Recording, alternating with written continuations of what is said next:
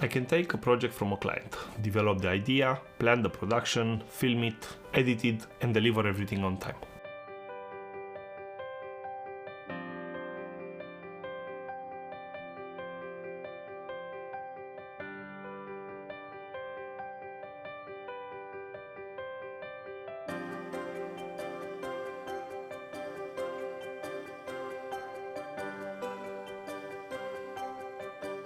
But when I try to create something for myself, a much simpler video can remain unfinished for weeks.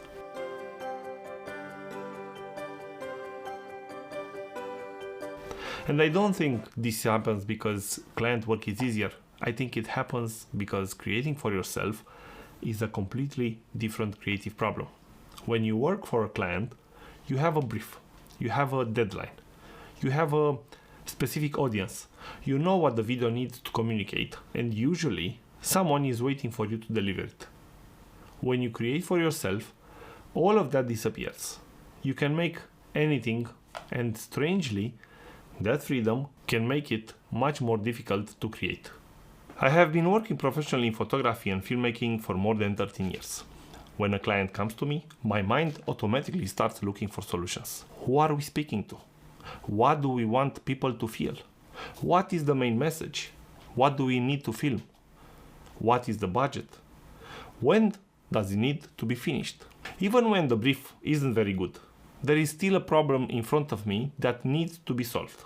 But when I sit in front of the camera, like today, to make something for my own channel, the questions are completely different. What should I talk about? Is this interesting enough? Does it represent me? Does it fit the direction of my channel? Will people care? Should it be more cinematic? Should I wait until I have a better idea? Suddenly, instead of solving a creative problem, I am trying to define who I am. And that is much more difficult. I think there are three main reasons why creating for yourself feels harder than creating for clients. The first one is the lack of limitations. We often imagine that complete creative freedom is the perfect situation. No client changing the idea, no restriction, no deadline, no one asking for another revision. But limitations are incredibly useful. They give the creative process a shape. If a client tells me we need a 60-second film with one shooting day, with one location, for a specific audience, I immediately know where to begin. I may not love every limitation, but I have something to work against. For my own projects, I can make a 3-minute video, a 20-minute documentary, or an entire series. I can film it in the studio, take the red outside, travel somewhere, or wait for the perfect moment. Every option remains available. And when every option is available, every decision becomes more difficult.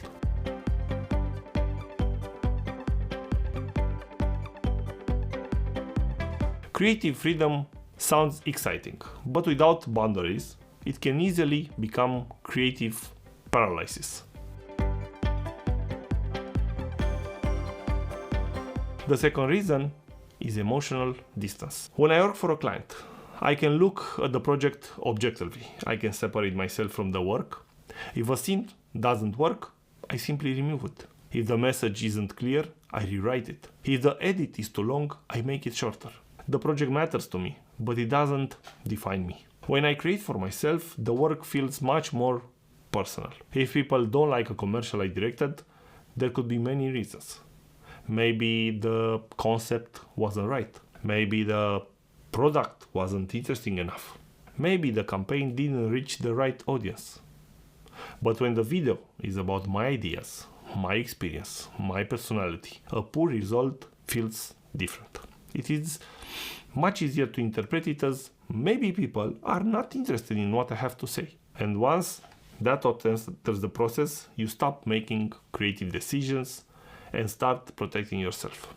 You rewrite the introduction 10 times. You question the subject. You compare yourself with people who have been creating content for years. You try to make every video prove your entire value as a creative professional. That is too much pressure for one video. A video should communicate one useful idea, It should not be responsible for explaining your entire identity. The third reason is that clients create accountability. If a client is waiting for a project on Friday, the project will probably be finished on Friday. Not because inspiration arrives at the perfect moment, but because someone is waiting for the result.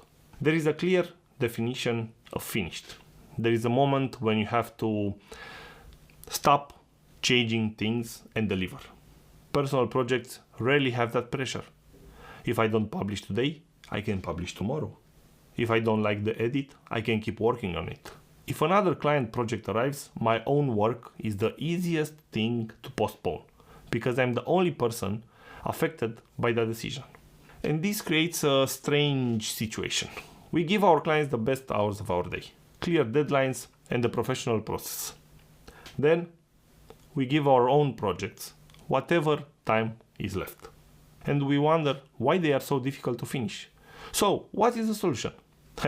I'm still working on this myself, but I think the answer is to stop treating personal work as something that happens only when inspiration appears. We need to give ourselves some of the structure we give our clients.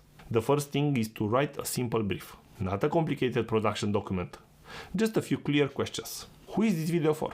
What problem does it solve? What is the one idea I want someone to remember? How long should it be? What is the simplest version I can publish? For this video, the brief could be very simple. It is for creative professionals who can deliver work for other people but struggle to finish their own projects. The main idea is that personal work becomes difficult when it has no boundaries, no emotional distance, and no deadline. That is enough. I don't need this video to explain everything I know about creativity. It only needs to communicate that one idea clearly. The second thing is to define what finished means before starting. For example, one camera, one studio setup, a maximum of 7 minutes, a few supporting shots, 1 day to film, 1 day to edit, published at the end of the week. Without that definition, every personal project can continue expanding.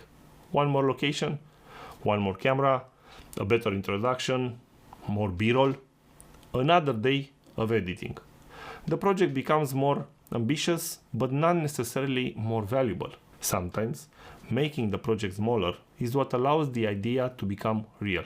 And the final thing is to schedule your own work as if someone important is waiting for it. Because guess what? Someone is. The future version of your business, of yourself, is waiting for it. The audience you haven't reached yet is waiting for it. The opportunities that cannot find you while your work remains on a hard drive are waiting for it. This doesn't mean personal work should always come before paying clients. No. But it does need protected time. Not leftover time. Creating for yourself may never feel exactly like creating for a client. It will probably always be more personal. There will always be more uncertainty because you are not only delivering a project, you are building a direction. But maybe the objective is not to eliminate the uncertainty. Maybe the objective is to create despite it. Give yourself a brief. Create boundaries. Set a deadline. Define what finished means. And stop asking every personal project to prove everything about you. Sometimes it only needs to express one honest idea and reach one person who needed to hear it. This is what I'm trying to do with this video. And if you are also excellent at delivering for other people, but keep postponing your own work, choose one small project and become your own client. Not someday. Put it on the calendar. I'm Andy Cabo and I'll see you in the next one.